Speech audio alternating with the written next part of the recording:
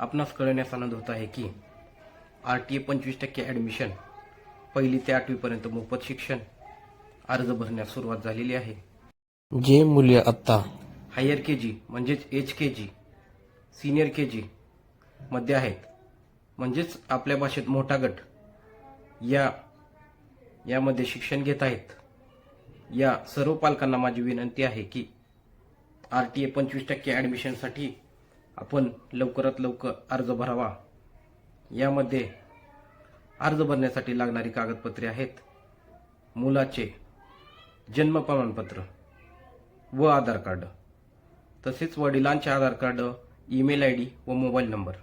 14 जानेवारी first date आहे आणि last date आहे 27 जानेवारी पर्यंत।